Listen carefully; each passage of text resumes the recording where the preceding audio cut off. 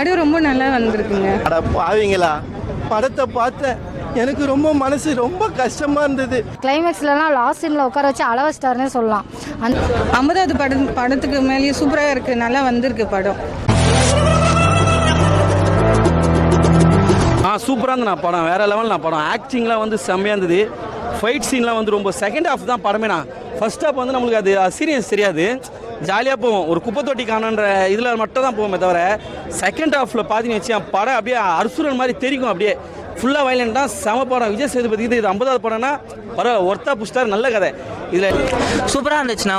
ரொம்ப இம்பார்ட்டண்ட்டான ஃபிலிம் இது. விஜய் சேதுபதி கெரியர்லேயும் சரி, தமிழ் சினிமாலேயும் சரி, இது ரொம்ப முக்கியமான ஒரு படம். ஏன்னா 8 வருஷம் கழித்து அவர் எடுத்திருக்காருங்கிறதுக்கு ஜஸ்டிஃபை பண்ணியிருக்குண்ணா. நிதிலன் வந்து குறும்பு பொம்மைக்கு அப்புறம் அவர் வந்து இவ்வளோ கேப்புக்கு அப்புறம் இப்படி ஒரு படம் பண்ணுறதுங்கிறது பெரிய விஷயம். ஒரு பெரிய ஸ்டார் கிட்ட போயிட்டா டைல்யூட் ஆகிடும். ஆனால் இது டைல்யூட் ஆகாமல் அவர் என்ன சொல்ல வராரோ அப்படியே கரெக்டாக சொல்லியிருக்காருண்ணா. அது சீட்டு நுனி கொண்டாந்துறாங்க, படத்தை வேற கலரில் கொண்டாந்து செம்மையாக எண்டிங் பண்ணி சரியான கிளைமேக்ஸ் பண்ணி படத்தை வெளியே வச்சுறாங்க. பொண்ணை பார்த்த அப்பாவுக்கு வந்து கண்ணெலாம் கலங்கி ஒரு சொட்டு தண்ணி கீழே விழுந்துடும், அந்த அளவுக்கு பண்ணியிருக்காங்க படத்தை. ரொம்ப நல்லா பண்ணியிருக்காங்க. விஜய் சேதுபதி சார் ஃபஸ்ட்டு பார்க்கும்போது நம்ம நடுவில் கொஞ்சம் பக்கத்தை காணுங்கிற மாதிரி லக்ஷ்மியை காணும்னு சொன்னோம். அந்த ஒரு விஷயமா இருக்கட்டும், அதை டிஃப்ரெண்ட் மாடுலேஷனில் சொல்லியிருப்பார். ஏன்னா ஃபஸ்ட்டு சொல்லும் போது காமெடியாக இருக்கும், இப்போ சொல்லும் போது என்னடா இது பைத்தியம் மாதிரி பேசுகிறானே அப்படிங்கிற மாதிரி தோணுன விஷயமா இருக்கட்டும். கிளைமேக்ஸில் அவங்க பொண்ணை கீழே கூட்டிகிட்டு வர அந்த ஒரு அப்பா பொண்ணோட கனெக்டிவிட்டி கொண்டு வந்த விஷயம்லாம் ரொம்ப நல்லா இருந்தது. இது போல் படத்தை நான் பார்த்ததே இல்லை வாழ்நாளில். குப்பை தொட்டின்னு சொன்னானுங்க, கான்செப்ட் எடுத்துன்னு போனானுங்க குப்பை தொட்டியில். அதை பார்த்தா அப்பாவுக்கும் பொண்ணுக்கான கதை தான் இதில் படத்துக்கான மெயினான கதை. செகண்ட் ஹாஃப் படம் எங்கேயோ போயிடுச்சு, கடைசியில் நம்ம ஆயுதம் தான் வரப்போல இருக்குது படத்தில். அந்த அளவுக்கு ரொம்ப சென்டிமெண்ட்டாக இருக்குது படம். ஆனால் இந்த படம் எல்லாருமே பார்க்கணும் கண்டிப்பாக. பேரண்ட்ஸ்லேருந்து முக்கியமாக ஒரு 50-45 வயசு ஆளுங்கெல்லாம் கண்டிப்பாக பார்க்கணும்னு நினைக்கிறேன். எமோஷனாக இருக்குது படம், ரொம்ப நல்லா வந்திருக்கு படம்.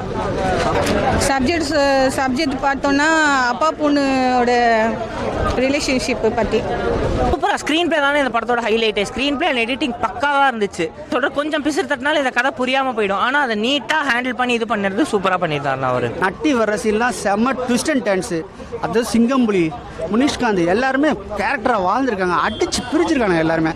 நல்ல ஸ்கோப் வந்து பண்ணுங்கடான்னு சொல்லிட்டு. குறுங்கு பொம்மை பார்த்தீங்கன்னா ஸ்டார்டிங்லேருந்தே எமோஷன் ஆயிரும். இதில் ஸ்டார்டிங்கில் எமோஷன் ஆகாமல் கிளைமேக்ஸ் ஆஃப்டர் இன்டர்வல் வந்து எமோஷன் ஸ்டார்ட் பண்ணுறாங்க. ரொம்ப நல்லா இருக்கு படம். நான் ரொம்ப ரசித்து பார்த்த சீன் வந்து அண்ணன் வந்து போலீஸ் ஸ்டேஷனில் உட்காந்து இருப்பார், ஒரு கதை சொல்லுவார் கேஸ் கொடுக்கறதுக்காக. அப்போது இப்படின்னு அந்த சீன் தான் எனக்கு ரொம்ப பிடிச்சிருந்தது. அதில் டேரக்டர் தான் ரொம்ப பாராட்டுமே இருக்குது இல்லையே.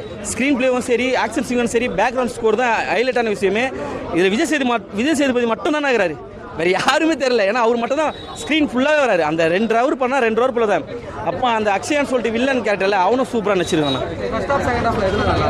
ரெண்டுமே நல்லா இருக்குதுண்ணா. ஃபர்ஸ்ட் ஹாஃப் வந்து ஃபுல்லாக காமெடியாக போவோம், செகண்ட் ஹாஃப் வந்து அந்த சீரியஸ்னஸ் தெரிஞ்சு அதுக்கப்புறமா ஒரு செகண்ட் ஹாஃப் ஆரம்பிச்சு 10 நிமிஷத்துக்கு அப்புறமா தெரியும் ஸ்டோரி. அப்படியே பயங்கரமாக இருந்துண்ணா. எல்லாமே நான் செகண்ட் ஹாஃப் ஃபுல்லாக நல்லா இருக்கும். நிஜமாலே ரொம்ப ஒரு எமோஷனல் சீன்லாம் செகண்ட் ஹாஃப் ஃபுல்லாக எமோஷனல் சீன் தான்.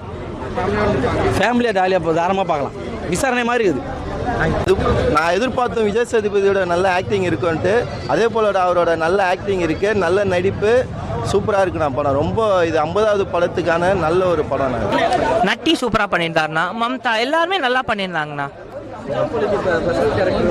சூப்பராக இருந்துச்சுண்ணா. அவர் கேரக்டர் அன்எக்ஸ்பெக்டடாக இருந்துச்சு, அவர் பர்ஃபார்மன்ஸும் நல்லா இருந்துச்சுண்ணா. படம் ஃபுல்லாகவே. ஆனால் கிளைமேக்ஸ் ரொம்ப ஹார்ட் ஹீட்டிங்காக இருந்துச்சுண்ணா. கிளைமேக்ஸ் அண்ட் ப்ரீ கிளைமேக்ஸ் அந்த லாஸ்ட் 40 நிமிஷம் சூப்பராக போச்சுண்ணா, பயங்கரமாக. கண்டிப்பாக ஃபஸ்ட்டு வந்து ரொம்ப குழப்பம். ஒரு இளைய விஜய் சேதுபதி காமிப்பாங்க, ஒரு முதுமையான இப்படி மாற்றி நம்மளை வந்து கன்ஃபியூஸ் பண்ணிவிட்டு அந்த கன்ஃபியூஷனை கரெக்டாக வந்து கிளைமேக்ஸில் வந்து காமிச்சிருப்பாங்க. ரொம்ப நல்லா இருக்கும் படம்.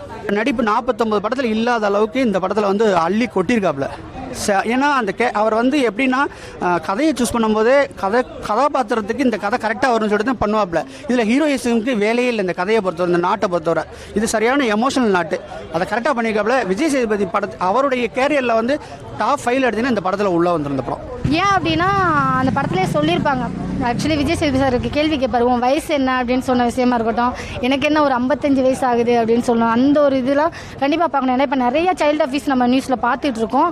ஸோ இது வந்து ஒரு ரொம்ப கனெக்டிவிட்டியான ஒரு படமாக இருக்கும்னு நினைக்கிறேன். கண்டிப்பாக போய் சேருங்க. உண்மையிலே வந்து வில்லனே ஒரு செகண்ட் நம்மளே வில்லனே திருந்திட்டாரோ அப்படிங்கிற அளவுக்குலாம் தோண ஆரம்பிச்சிடும். நம்மளே பார்த்தாலே ஃபீல் பண்ணி இப்படிலாம் இருக்காங்களே இவங்களை மன்னிச்சு விட்டுறலாமாங்கிற அளவுக்கு ஒரு செகண்ட் தோணும். இல்லை மன்னிக்க கூடாது அப்படிங்கிற ஒரு விஷயமும் தோணும். மியூசிக் நல்லா சூப்பராக இருந்தது. அதே போல் படத்தில் பாட்டே இல்லைன்னு நினச்சோம். தலை பாட்டை ஒரு 2 லைன்ஸ் கொடுத்துருந்தாங்க வீரம் படத்துலேருந்து. அதை கொஞ்சம் ஃபுல்லாக கொடுத்துருந்தா இன்னும் கொஞ்சம் நல்லா இருந்திருக்கும். செகண்ட் ஹாப்பு சூப்பராக இருக்குது. ஃபர்ஸ்ட் ஹாப் என்னென்னா கதையை எடுத்துகிட்டு போகிறாங்க. ஃபேமிலியாக பார்க்க வேண்டிய படம் தான் இது. அம்மாவோட அப்பாவுக்கும் மகளுக்குள்ள எமோஷன் சீனு, மகள் இந்த மாதிரி பாதிக்கப்படும் போது விஜய் சேதுபதி ஒரு ஆக்டிங் கொடுத்துருப்பாம்ல, இதுவரை எந்த படத்துலையுமே அவர் பண்ணலை. அந்த மாதிரி பண்ணியிருக்காப்புல. செகண்ட் ஹாஃப்கானே ஒரு 5 தடவை 6 தடவை பார்க்கலாம் படத்தை. ரொம்ப நல்லா இருக்கு.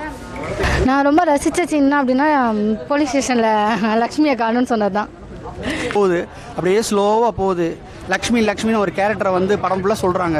எனக்கு வந்து என்னென்னா ஒரு அஃபீஸ் ஆன ஒரு பொண்ணு வந்து கடைசியாக ஒரு டைலாக் ஒன்று சொல்ல வச்சிருப்பாரு டேரக்டர் சார். உண்மையிலே பாராட்டணும் அந்த டைலாக்குக்கெல்லாம்.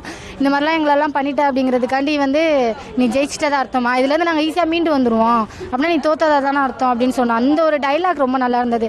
டேரக்டர் சாரோட அந்த கதையும் நல்லா இருந்தது. அதே நேரத்தில் ஸ்க்ரீன் பிளே சூப்பராக இருந்தது. நல்லா இருந்தது. 4 out of 5 கொடுக்கலாம்ண்ணா. தேங்க்யூ. 8 கொடுக்கலாம் out of 10. ஓகே.